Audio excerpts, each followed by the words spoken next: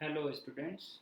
So today we are going to start with the topic that is function, and this topic is very important. हम इसको बोल सकते हैं base of calculus. और calculus जो है वो अपने आप में जो है वो बहुत ही वास्ट टॉपिक है। इसीलिए कैलकुलस को जो है जेई एडवांस के सिलेबस को कवर करने के लिए हमने दो पार्ट में उसको डिवाइड किया। एक हो गया आपका डिफरेंशियल कैलकुलस और दूसरा है हमारे पास में इंटीग्रल कैलकुलस। वेटेज की अगर हम बात करें तो कैलकुलस का 35% से 40% वेटेज हर साल जेई एडवांस के एग्ज़ाम में रहता ही है। अगर हम 2020 जेई एडवांस की बात करें तो पेपर वन और पेपर टू दोनों को मिलाकर टोटल 36 क्वेश्चंस में से 12 क्वेश्चंस जो है वो कैलकुलस से थे। तो कैलकुलस को समझने के लिए फंक्शन की समझ होना बहुत ज़रूरी है, इसीलिए ये बहुत इम्पॉर्टेंट है। और फंक्शन को समझने के लिए दो टॉपिक हमको आइडिया होना चाहिए। One is some portion of sets and another is relation between two sets. तो फंक्शन को अच्छे से समझने के लिए हमको सेट का आइडिया होना चाहिए और रिलेशन बिटवीन टू सेट्स का आइडिया होना चाहिए, क्योंकि कैलकुलस जो टॉपिक है ये पूरी तरह से लिंक्ड है। फंक्शन, फिर फंक्शन के बाद में हम उसका लिमिट ऑफ फंक्शन पढ़ेंगे, फिर continuity of function, differentiability of function, method of differentiation में फंक्शन का यूज़ होगा, एप्लीकेशन ऑफ डेरिवेटिव में फंक्शन का यूज़ होगा। इंटीग्रल कैलकुलस की अगर हम बात करें तो हम इंटीग्रेशन फंक्शन का करेंगे, फिर डेफिनेट इंटीग्रेशन में भी फंक्शन यूज़ होगा। एरिया अंडर द कर्व में भी दो फंक्शंस के बीच का एरिया हम निकालेंगे, और डिफरेंशियल इक्वेशन। तो ये बहुत लंबा चलने वाला टॉपिक है। तो इसका स्टार्ट जो है वो फंक्शन से होगा, लेकिन फंक्शन को समझने के लिए जो टॉपिक्स हमको आने चाहिए बहुत ही फंडामेंटल से अगर हम स्टार्ट करेंगे तो वो है set. So let's begin with sets. तो सेट को हमने जो है वो दो तीन पार्ट में डिवाइड किया है। फर्स्ट इज सेट थ्योरी, जो कि जो जनरल नोटेशंस होंगे सेट्स के, टाइप्स ऑफ सेट्स और सेट से रिलेटेड काफ़ी operations, union of set, intersection of set and और भी चीज़ें। Ordered pair and Cartesian product of two sets, this is very important. अगर हम बात करें फंक्शंस में इसका यूज़ ज़्यादा होगा, ठीक है। So let's begin with set. Introduction of set में अगर हम बात करें, so first of all definition of set. So what is the definition of set? हम बोल सकते हैं set is a collection of well defined distinct objects. और ऑब्जेक्ट्स ऑफ सेट को हम क्या बोलते हैं? एलिमेंट्स बोलते हैं, एलिमेंट्स, ठीक है। और जो सिंबल हम यूज़ करते हैं सेट को रिप्रेजेंट करने के लिए, दैट इज कर्ली ब्रेसेस, ठीक है। वेल डिफाइंड जो टर्म है ये बहुत इंपॉर्टेंट है, एंड डिस्टिंक्ट ये भी एक बहुत इंपॉर्टेंट टर्म है। जैसे कि फॉर एग्जांपल अगर मैं आपसे बोलूँ कि हमको एक सेट बनाना है of states of our country India, तो उस सेट में जो एलिमेंट्स होंगे, जो उस सेट में पार्टिसिपेट करेंगे ऑब्जेक्ट्स, वो क्या क्या हो सकते हैं? महाराष्ट्र हो सकता है, राजस्थान हो सकता है, बिहार हो सकता है, मध्य प्रदेश हो सकता है, उत्तर प्रदेश हो सकता है, पंजाब हो सकता है, हरियाणा हो सकता है। लेकिन क्या जयपुर हो सकता है? जयपुर नहीं हो सकता है। क्यों नहीं हो सकता है? क्योंकि जयपुर तो हमको पता है एक सिटी है, वो तो स्टेट नहीं। तो जितने भी एलिमेंट्स हमने यहाँ पर उस सेट में रखे, वो सारे एलिमेंट एक प्रॉपर्टी को फॉलो कर रहे हैं, तो वो वेल डिफाइंड ऑब्जेक्ट्स हो गए। जयपुर उसमें फिट नहीं हो रहा है, लखनऊ भी उसमें फिट नहीं होगा। तो इस तरह से हम set of states of India बना सकते हैं। जैसे अनदर एग्जांपल के लिए अगर मैं बोलूँ कि हमको एक सेट बनाना है of cities of state Rajasthan, तो जयपुर हो गया, उदयपुर हो गया, जोधपुर हो गया, कोटा हो गया, अजमेर हो गया, इन सारे सिटीज़ को हम उसमें रख सकते हैं। लेकिन क्या लखनऊ को हम उसमें रख सकते हैं? नहीं रख सकते। क्या पटना को हम रख सकते हैं? नहीं रख सकते। क्या हम बिहार को रख सकते हैं? बिल्कुल नहीं रख सकते हैं, बिहार तो सिटी ही नहीं है, वो तो एक स्टेट है। तो इन सबको हम शामिल नहीं कर सकते हैं, क्योंकि हमको क्लियरली बोल दिया गया, वेल डिफाइन कर दिया गया कि हमको सेट बनाना है of cities of state Rajasthan, Rajasthan state की ही सिटीज़ का एक सेट बनाना है। ठीक है। तो क्या कोई अगर बोले कि जयपुर तो कैपिटल सिटी है, क्या हम जयपुर जयपुर दो बार लिख सकते हैं क्या सेट में? तो हम जयपुर जयपुर दो बार नहीं लिख सकते हैं सेट में। क्यों? क्योंकि सेट में जो हम एलिमेंट्स रख रहे हैं वो एलिमेंट्स कैसे होने चाहिए? डिस्टिंक्ट होने चाहिए। कई बार आप ऐसा कहीं पर लिखा देखोगे कि जो एक सेट है उसके अंदर में रिपीटेड एलिमेंट्स हैं, उस सेट को मल्टी सेट बोलते हैं, और that is beyond our JEE syllabus, तो उसके बारे में हमको पढ़ने की ज़रूरत नहीं। तो अगर हम एग्जाम्पल के लिए बोलें कि let's say set of natural numbers and is smaller than 8। तो अगर मैं एक कैपिटल अल्फ़ाबेट सपोज करो हमने ए ले लिया, और सेट को रिप्रेजेंट करने के लिए हमने कर्ली ब्रेसेस का यूज़ किया, और जो भी एलिमेंट्स जो कि नेचुरल नंबर हैं और स्मॉलर देन 8 हैं, उनको हम यहाँ पर एक कॉमा से सेपरेट करके लिख सकते हैं। तो 1 नेचुरल नंबर है एंड स्मॉलर देन 8 है, 2 भी आ जाएगा, 3 आ जाएगा, 4 5 6 7। क्या 8 आएगा? नहीं, 8 नहीं आएगा। तो कर्ली ब्रेसेस को हमने क्लोज कर दिया। तो जनरली जो कैपिटल अल्फ़ाबेट है उससे हम सेट को डिनोट करते हैं। ठीक है। फॉर अनदर एग्जांपल हम बोल सकते हैं कि let's say set of letters in word prep letter. ठीक है। तो हमने मान लिया कि W जो है वो एक सेट को रिप्रेजेंट कर रहा है और उसके एलिमेंट्स हमको लिखने हैं। तो हमने लिखा P, फिर हमने लिखा R, फिर हमने लिखा E, फिर हमने लिखा L, फिर हमने लिखा A, फिर हमने लिखा D, और बस। तो हमने किसी भी ऑब्जेक्ट को यहाँ पर रिपीट नहीं किया। क्या हम इस तरह से लिख सकते थे? आर पहले लिखते, फिर एल लिखते, फिर ई लिखते, फिर एल लिखते, फिर डी लिखते, फिर पी लिखते, फिर ए लिखते। क्या हम ऐसा कर सकते हैं? हाँ, कर सकते हैं। ऑर्डर से कोई फर्क नहीं पड़ता है। ठीक है ना? किस ऑर्डर में आपने ऑब्जेक्ट्स को रखा है इससे कोई फर्क नहीं पड़ता है, बस कोई भी एलिमेंट जो है वो रिपीटेड उसमें नहीं आना चाहिए। ठीक है। तो यहाँ पर we can add a point जिसको मैं बोलता हूँ बर्थ रिमेंबर पॉइंट। लिख सकते हैं कि order of elements in a set plays no role. किस ऑर्डर में आपने उनको लिखा है इससे कोई फर्क नहीं पड़ता है, but elements must not be repeated. बस वो रिपीटेड नहीं होने चाहिए। ठीक है। जैसे कि अगर हमको कोई पूछे कि make a set of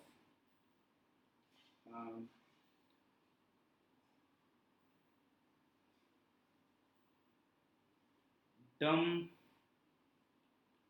persons on earth। ठीक है। तो क्या हम इसका एक सेट बना सकते हैं? तो डम पर्सन जो है वो कोई वेल डिफाइंड बात नहीं हुई। हो सकता है आप जिसको डम समझते हो वो आपको भी डम समझता हो। तो अगर आपने सेट बनाया तो आपने उसको रख दिया, और उसने सेट बनाया तो उसने आपको रख दिया, या आपके जानने वाले सब लोगों को ही रख दिया। तो ऐसा जो टर्म जो कि वेल डिफाइंड नहीं है उसका सेट हम नहीं बना सकते हैं।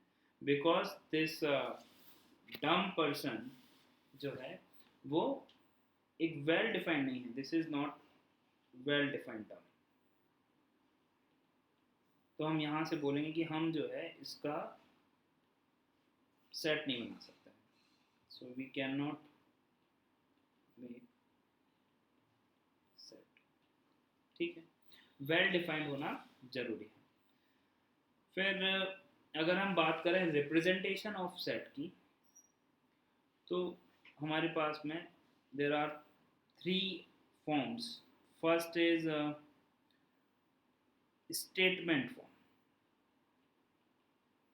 स्टेटमेंट फॉर्म, इसमें क्या होता है कि हम कोई भी एक स्टेटमेंट लिखते हैं और उसको, उस स्टेटमेंट को कर्ली ब्रेसेस में रख देते हैं। तो ये जो फॉर्म है रिप्रेजेंट करने का किसी सेट को, उसको हम बोलते हैं स्टेटमेंट फॉर्म। सेकेंड जो फॉर्म है उसको हम बोलते हैं रोस्टर फॉर्म। रोस्टर फॉर्म में हम क्या करते हैं, जैसे कि अगर कोई एक सेट है तो उसके एलिमेंट्स अगर ए है बी है तो उनको हम सी डी ई, उनको हम कर्ली ब्रेसेस में लिख देते हैं और कॉमा से सेपरेट कर देते हैं। और रोस्टर फॉर्म का एक और जो नाम है उसको हम बोलते हैं टेबुलर फॉर्म। टेबुलर फॉर्म, ठीक। और एक और जो फॉर्म है उसको हम बोलते हैं third, that is set builder form. Set builder form में हम क्या करते हैं कि कर्ली ब्रेसेस लिखे, फिर हमने एक एलिमेंट मान लिया, लेट से एक्स पी अल्फा, आप कुछ भी मान सकते हो, और कॉलन का यूज़ हम करते हैं जिसको हम रीड करते हैं सच दैट। और ये जो एलिमेंट x है इसकी जो भी प्रॉपर्टी है वो हम लिख देते हैं। तो कॉलन सिंबल का भी यूज़ करते हैं और कभी कभी एक वर्टिकल लाइन ऐसा भी हम सिंबल यूज़ करते हैं फॉर, जिसको हम रीड करते हैं सच दैट के लिए। ठीक है, तो एग्जाम्पल से समझते हैं। लेट से set of natural numbers less than 8। तो ये तो एक स्टेटमेंट हो गया। अगर हम इसको कर्ली ब्रेसेस में लिख दें तो ये हो गया हमारे पास में स्टेटमेंट फॉर्म। फर्स्ट फॉर्म ये हो गया। अब इसी का अगर हम रोस्टर फॉर्म लिखना चाहें, या जिसको हम टेबुलर फॉर्म बोल रहे थे, तो इसके जो भी एलिमेंट्स हैं, जो भी ऑब्जेक्ट्स हैं, उनको आप कर्ली ब्रेसेस में लिख दो और उनको कॉमा साइन से हम क्या करेंगे, सेपरेट कर देंगे। तो लेस देन 8 में नेचुरल नंबर आ गया 1 2 3 4 5 6 7, और कर्ली ब्रेसेस में हमने उसको लिख दिया। बेसिकली हमने लिस्टिंग कर दी उसकी सारे एलिमेंट्स की। तो ये हो गया हमारे पास में roster form. And third form is set builder form. तो सेट बिल्डर फॉर्म में हम क्या करते हैं, हमने मान लिया कि लेट से x such that x belongs to natural number and x is less than 8। और n जो है वो हम सबको पता होता है कि n is set of natural numbers, या जिसको हम काउंटिंग नंबर्स भी बोलते हैं। और इसको भी अगर हम डिनोट करें रोस्टर फॉर्म में, तो हम क्या लिख सकते हैं 1 2 3 4 5 और चलता जाएगा एंड सो, इस तरह से हम इसको डिनोट कर सकते हैं। तो हमने इसको स्टेटमेंट फॉर्म में देखा, फिर रोस्टर फॉर्म या फिर टेबुलर फॉर्म में देखा, फिर सेट बिल्डर फॉर्म में देखा। इसको हम एक और तरह से भी लिख सकते थे, जैसा कि मैंने बताया भी था आपको कि x इज सच दैट का जो ये जो सिंबल है सच दैट के लिए कॉलन जो हम यूज़ कर रहे हैं, इसकी जगह पे हम एक वर्टिकल लाइन बना देते हैं छोटा सा, and x belongs to n, and comma लगा के हम लिख सकते हैं x is smaller than less than 8। तो इसको हम रीड क्या करेंगे, तो जो हमारे पास में जो कर्ली ब्रेसेस है इसको हम रीड करते हैं सेट ऑफ ऑल। क्या रीड करते हैं इसको, सेट ऑफ ऑल। तो अगर मैं इस स्टेटमेंट को पूरा अगर मैं रीड करूं तो हम रीड करेंगे इसको, सेट ऑफ ऑल एक्स,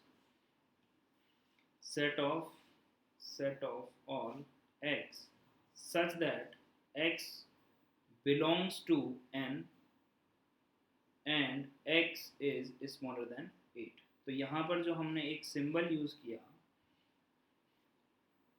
ये जो ई की तरह जो सिंबल है, ये एक ग्रीक लेटर है जिसको हम एप्सिलॉन बोलते हैं, और इसका मतलब क्या होता है, इसका मतलब होता है बिलोंग्स टू, इसका मतलब होता है बिलोंग्स टू। ठीक है, तो इस तरह से अपन सेट को रिप्रेजेंट कर सकते हैं basically in 3 forms, statement form, roster form and set builder form. ठीक है, और एक और एग्जांपल के लिए सपोज करो कि हम बोलें कि capital A, that is set A, denotes the set of even numbers between 6 and 17। 6 और 17 के बीच के जितने भी इवन नंबर्स हैं वो, ठीक है। तो इसको अगर हम स्टेटमेंट फॉर्म में लिखना चाहें तो इस पूरे स्टेटमेंट को अगर मैं बोलूं कि ये जो पूरा स्टेटमेंट है वो S1 है, मतलब S1 अगर कहीं पे लिखा हुआ है मतलब कि ये पूरा स्टेटमेंट लिखा हुआ है, तो हम बोल सकते हैं भाई जो स्टेटमेंट फॉर्म होगा वो तो हो जाएगा कर्ली ब्रेसेस के अंदर में S1 लिख दिया, मतलब कि ये कोई एलिमेंट नहीं है, S1 हम इस पूरे स्टेटमेंट को बोल रहे हैं, तो ये तो हो गया हमारे पास में स्टेटमेंट फॉर्म। ठीक है, अब इसका अगर हमको रोस्टर फॉर्म लिखना है तो रोस्टर फॉर्म लिखने के लिए तो हमको एलिमेंट्स चाहिए, तो रोस्टर फॉर्म क्या हो जाएगा हमारे पास में, set of even numbers between 6 and 17, between 6 and 17, तो 6 तो नहीं आ सकता क्योंकि बिटवीन बोल रहा है, तो we can start with 8, 10, 12, 14 and 16। तो ये आ गया हमारे पास में रोस्टर फॉर्म। और अगर हम बात करें सेट बिल्डर फॉर्म की, तो सेट बिल्डर फॉर्म में क्या आ जाएगा हमारे पास में, सेट बिल्डर फॉर्म वो हो जाएगा हमारे पास में, let's say x such that x is an even number, comma लगा दो यहाँ पर, और x is greater than 6 and less than 14, और कर्ली ब्रेसेस को आप क्लोज कर दो। ठीक है, तो इस तरह से हम इसको लिख सकते हैं। नेक्स्ट अगर हम बात करें तो कुछ कॉमन नोटेशंस जो हम यूज़ करते हैं उसको हम एक बार लिस्ट कर लेते हैं। तो कॉमन नोटेशंस में हमारे पास में जो सबसे पहला है वो है कर्ली ब्रेसेस, इसको हम जो रीड करते हैं वो क्या रीड करते हैं, सेट ऑफ ऑल। ठीक है, जो कैपिटल अल्फ़ाबेट्स हैं A B C D और भी, ये किसको रिप्रेजेंट करता है, ये रिप्रेजेंट करता है सेट को।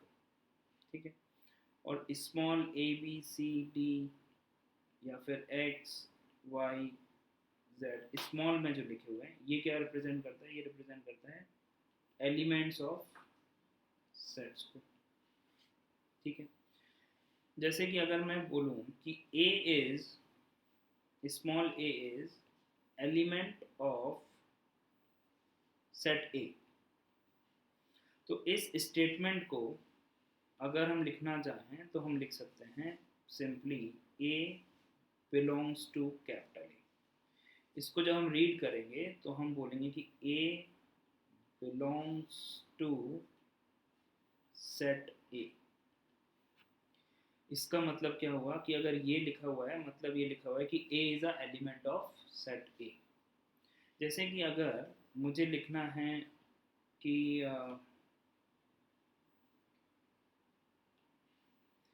small b is not element of set B। ठीक है, तो अगर मुझे ये लिखना है तो इसको हम ऐसे भी लिख सकते हैं कि B एप्सिलॉन का हमने सिंबल बनाया और उसको जो है कट कर दिया एंड कैपिटल बी। इसका मतलब क्या हुआ कि B does not belongs to set B, या फिर इसका मतलब हो गया कि B is not element of set B.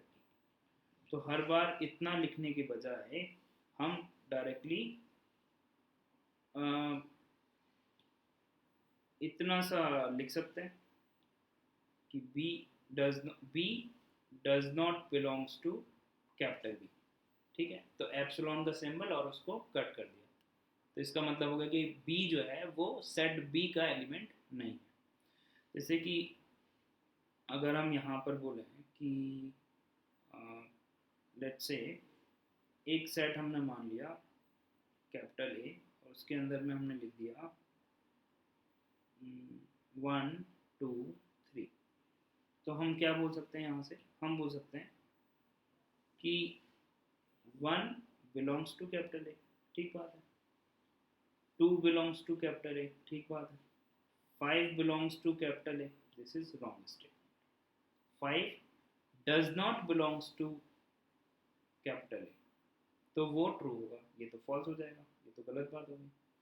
तो does not belong, I hope clear है बात।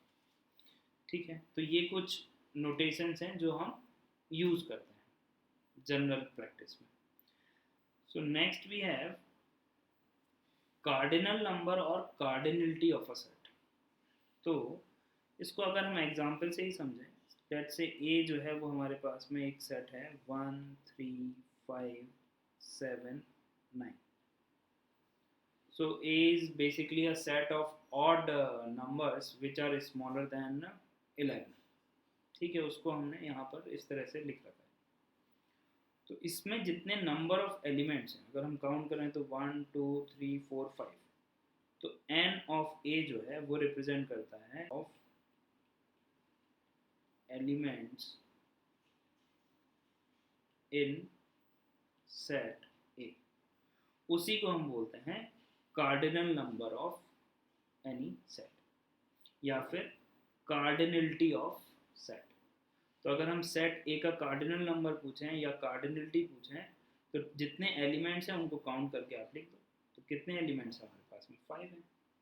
इसको डिनोट करने का एक और सिंबल जो यूज़ में आता है वो दो वर्टिकल लाइंस के बीच में आप एक और लिख दो। उसका मतलब भी ये है कि this is cardinal number of set A. But generally यही सिंबल हम लोग यूज़ करते हैं।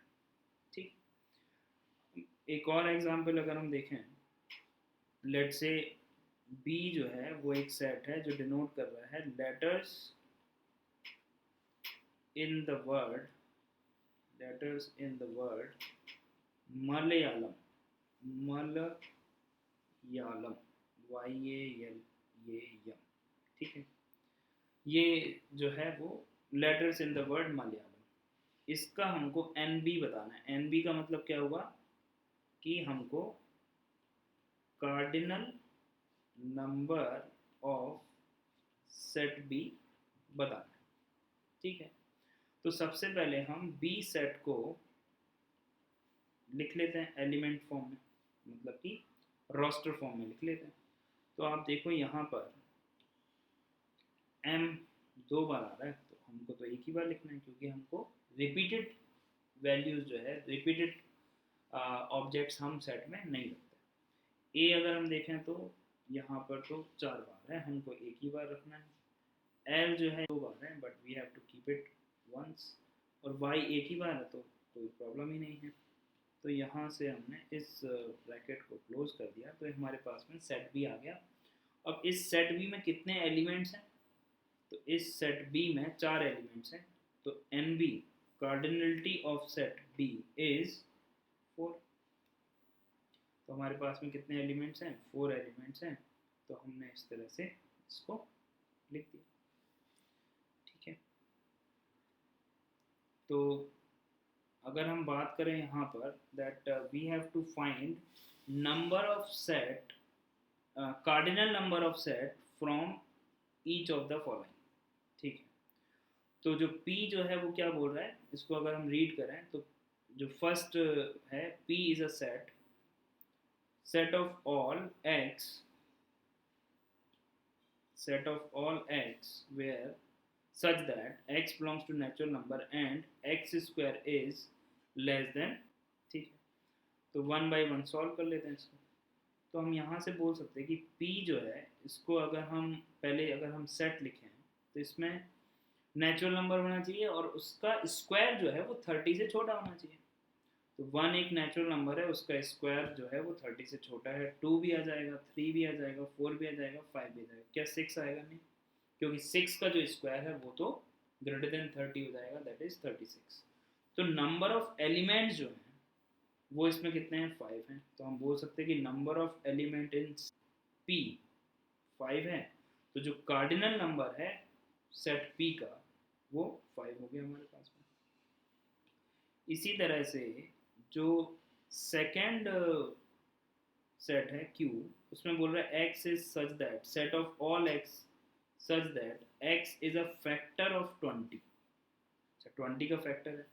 तो अगर हम Q सेट को लिखें तो हम लिख सकते हैं यहाँ से रोस्टर फॉर्म में Q में 1 is a factor of 20, 2 is also a factor of 20, 4, 5, 10 and 20, और तो कोई नंबर होगा नहीं। तो यहाँ से हम क्लियरली देख पा रहे हैं कि number of element in Q वो कितने हैं हमारे पास में? 1 2 3 4 5 6। सो cardinal number of set Q जो है हमारे पास में वो कितना आ गया? 6। So that is our answer. अगर हम बात करें, next we have equal set and equivalent set. Okay, तो इसको अगर हम समझें, इक्वल सेट को अगर हम पहले समझें तो हम बोल रहे हैं कि set A and set B are called equal if they have same elements। अच्छा, तो सपोज करो कि हमारे पास में एक सेट ए है, दैट इज EARTH। एक वर्ड था अर्थ, और उसके जो लेटर्स उसमें यूज में आ रहे थे वो उसका हमने एक सेट बना दिया। और एक सेट ले लिया हमने BHEART,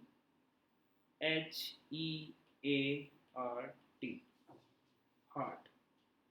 अब आप देखो, तो जो सेट ए में जो एलिमेंट्स हैं क्या सेम एलिमेंट सेट बी में है? इसमें E है, A है, R है, T है, H है।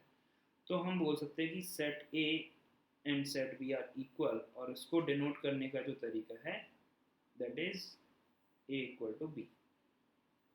तो यहाँ पर हमने एक चीज देखी कि एक तो नंबर ऑफ एलिमेंट सेम है, और each and every element of set A and set B वो भी सेम है।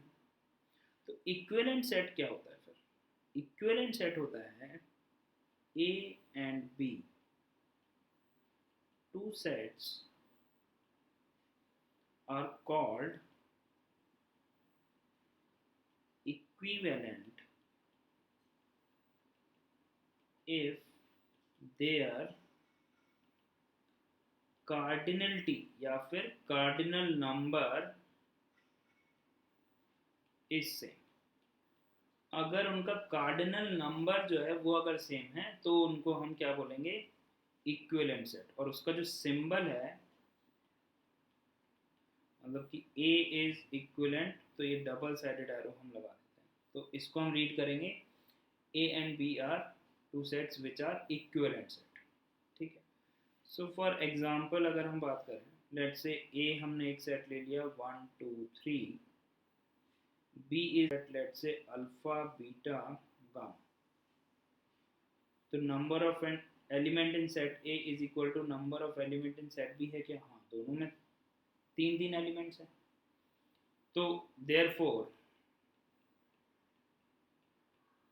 we can say that A is equivalent set of A set is equivalent of set B. This is a difference between equal set and equivalent set. जैसे कि कुछ example से हम समझते हैं. लेट्स से सेट ए है हमारे पास में 3, 5, 7. सेट बी है हमारे पास में फर्स्ट एग्जांपल 5, 3, 7. क्या ये इक्वल सेट है? इक्वल सेट है. हमको बताना है इक्वल और इक्विवेलेंट. ठीक है भाई, इक्वल सेट है तो इक्विवेलेंट तो होंगे ही होंगे.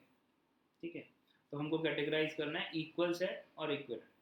ठीक है, इक्वल सेट है तो इक्विवेलेंट तो होगा ही होगा, बट इक्विवेलेंट सेट इक्वल होगा ऐसा नहीं जरूरी. ठीक है. सेकंड, अगर हम बोलें कि लेट्स से सेट ए है हमारे पास में 8, 6, 10, 12. बी जो सेट है वो है हमारे पास में 3, 2, 7, 9. क्या ये इक्वल सेट है? नहीं, ये इक्वल सेट नहीं है, ये इक्विवेलेंट सेट है. Na is equal to N B को ये फॉलो कर रहा है. ये Na equal to N B को तो फॉलो कर ही रहा है, उसके साथ साथ ईच एलिमेंट ऑफ ए, इस वाले की बात कर रहे हैं, is same as element of set B. ये हम फर्स्ट एग्जांपल की बात करें जिसमें कि हमने इक्वल सेट की बात की. तो कार्डिनल नंबर तो सेम है, उसके साथ साथ हर एक एलिमेंट भी सेम है, क्योंकि हमको पता है सेट्स में ऑर्डर ऑफ एलिमेंट का कोई रोल नहीं है. ठीक है. फिर एक और एग्जांपल देखते हैं. लेट्स से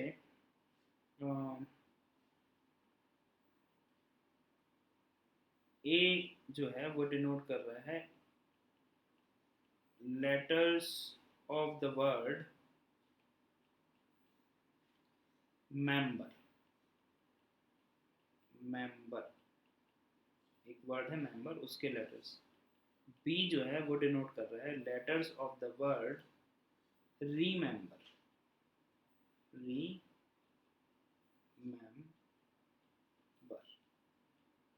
ठीक है. तो क्या ये इक्वल है या इक्विवेलेंट है? तो इक्विवेलेंट तो है नहीं है, ये तो देखने के लिए हम सेट ए को पहले हम रोस्टर फॉर्म में लिखते हैं. तो जो भी एलिमेंट्स इसमें आ रहे हैं उनको नॉन रिपीटेड वे में हम लिख लेंगे. तो एम एक बार आ गया, फिर ई आ गया, फिर बी आ गया और आर आ गया, बी आ गया और आर आ गया. इसी तरह से सेट बी को अगर हम यहाँ पर डिफाइन कर रहे हैं तो हम लिख सकते हैं सेट बी में क्या क्या आ जाएगा. आर आ गया, फिर ई आ गया, फिर एम आ गया, फिर से ई है, फिर एम है, फिर बी है, फिर ई है, फिर आर है. तो ये आ गया. और सेट बी की जो कार्डिनलिटी है, मतलब जो कार्डिनल नंबर है वो तो सेम है 3. तो इक्विवेलेंट तो ये हो गए. पर क्या हर एक एलिमेंट भी सेम है? हर एक एलिमेंट भी सेम दिख रहा है हमको यहाँ पर. तो हम बोल सकते हैं कि कार्डिनलिटी सेम है and each element is also same, so we can say equal set. I hope ये बात क्लियर है. ठीक है. तो नेक्स्ट हम बात करते हैं टाइप्स ऑफ सेट्स की. तो टाइप्स ऑफ सेट में जो पहला हमारे पास में है दैट इज एम्प्टी सेट. इसका एक और नाम है वॉइड सेट, या फिर इसी को हम बोलते हैं नल सेट. ठीक है. तो हम बोल सकते हैं एम्प्टी सेट का डेफिनेशन अगर हम बोल रहे हैं तो हम बोल सकते हैं कि a set which does not contain any element, मतलब कि उसके अंदर में कुछ भी नहीं है, एक ऐसा सेट जो कि खाली है. तो इसका जो सिंबल हम यूज करते हैं, सिंबल इज 5, ऐसा 0 लिख के और उसको कट कर दिया 5. या फिर ब्रेसेस में कुछ भी नहीं लिखा, कर्ली ब्रेसेस लिख दिए हमने पास पास और उसमें कुछ भी नहीं रखा। तो यहाँ से हम बोल सकते हैं कि कार्डिनलिटी ऑफ एम्प्टी सेट या cardinal number of empty set is 0। Empty set में नंबर ऑफ एलिमेंट्स कितने हैं? 0 हैं, तो कार्डिनलिटी क्या हो गई? 0 हो गई। एक चीज जो कुछ स्टूडेंट्स कभी कभी कंफ्यूज हो जाते हैं, तो वो आप यहाँ पर नोट करके लिख लो। Note that phi is not like this। so phi को हम ऐसे रिप्रेजेंट नहीं कर सकते हैं, ठीक है ना। phi और नल सेट जो है उसको हम ऐसे रिप्रेजेंट करते हैं। इसका तो मतलब हो गया कि इसके अंदर में एक एलिमेंट है और वो एलिमेंट 0 है, ठीक है ना। तो इसके अंदर तो एक एलिमेंट हो गया, ठीक है। तो ये कई बार गड़बड़ स्टूडेंट्स कर देते हैं, ठीक है। और फाई का मतलब 0 नहीं होता है। फाई तो है वो एक सेट को रिप्रेजेंट कर रहा है, 0 तो हमारे पास में एक नंबर है, उसका भी हमको ध्यान रखना है। फॉर एग्जाम्पल अगर मैं बोलूँ A is a set of all x such that x is greater than 6 and less than 7 and x belongs to natural number। तो इसका सोल्यूशन सेट क्या होगा? तो हम साफ साफ बोल सकते हैं कि x belongs to 5 और x belongs to null set। इस तरह से हम लिख देंगे कि भाई ऐसा कोई नेचुरल नंबर एग्जिस्ट नहीं करेगा जो कि 6 और 7 के बीच में हो। तो इसका आंसर क्या आ जाएगा? नल सेट, ठीक है। नेक्स्ट टाइप ऑफ सेट में हम लिख सकते हैं सिंगलटन सेट। सिंगलटन सेट, तो जैसे कि नाम से हमको पता चल रहा है, a set contains single element, only one element, एक ही एलिमेंट है उसमें, तो उसको हम सिंगलटन सेट बोलते हैं। फॉर एग्जाम्पल हम बोल सकते हैं कि A is a set of all x such that x is neither prime nor composite। तो हमको पता है इसको अगर हम लिखेंगे तो हम लिखेंगे कि x जो है वो केवल और केवल ऐसा x जो है वो क्या हो सकता है? वो हो सकता है हमारे पास में ओनली 1। तो a जो है वो क्या आएगा? केवल 1 आ जाएगा। तो एक ऐसा सेट जिसका कार्डिनल नंबर जो है वो 1 है उसको हम बोलते हैं सिंगलटन सेट। डबलटन एक टर्म यूज होता है, एक ऐसा सेट जिसमें एग्जैक्टली 2 एलिमेंट्स होते हैं, ठीक है। उसकी डिटेल्स में जाना जरूरी नहीं है। हम बोल रहे हैं कि B is a set such that x is such that x belongs to natural number and x cube is equal to 1728। तो x अगर एक नेचुरल नंबर है तो हमारे पास में आंसर क्या आ जाएगा? B में जो एलिमेंट है तो 1728 इज क्यूब ऑफ 12। तो यहाँ पर भी एक ही एलिमेंट आ रहा है, so cardinality of set B is 1। तो ये भी क्या हो गया? एक सिंगलटन सेट हो गया। एक और एग्जांपल हम बोल सकते हैं कि C is set of all x such that x is an even prime number. Even prime number हमको पता है that is straightforward 2। so 2 is only even prime number, ठीक है। नेक्स्ट टाइप जो है वो हम बोल सकते हैं कि फाइनाइट सेट।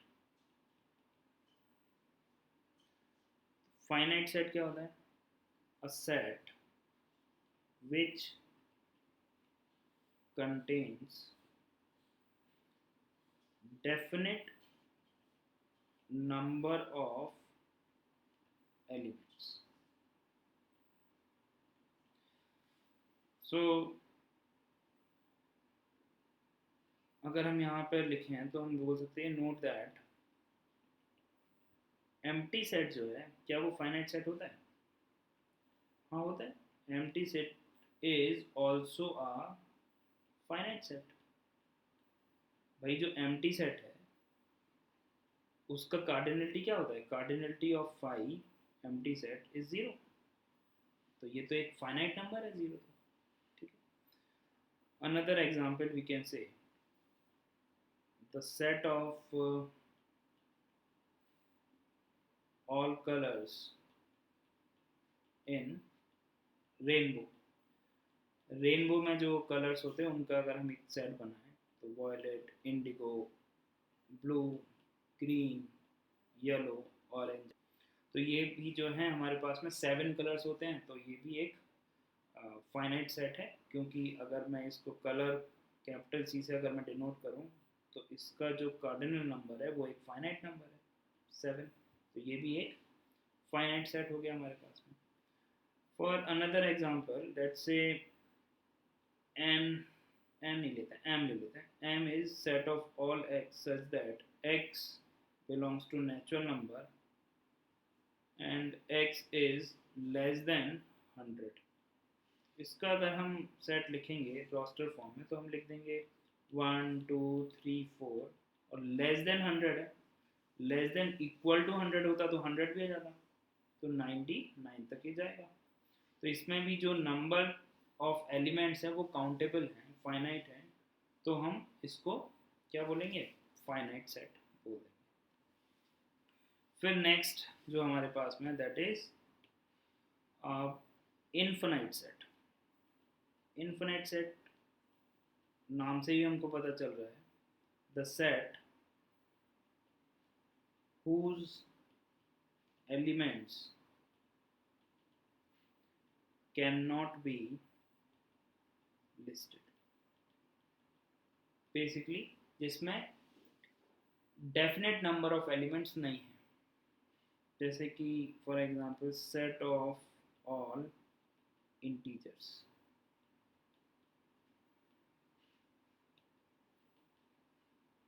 और एग्जांपल के लिए हम बोल सकते हैं कि B is a set X, set of all x such that x belongs to natural number and x is equal to 2n।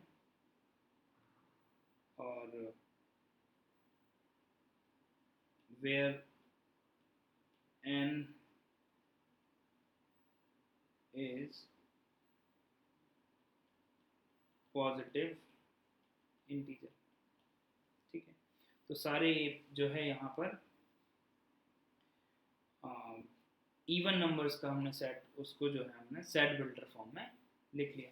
So these are the types of set.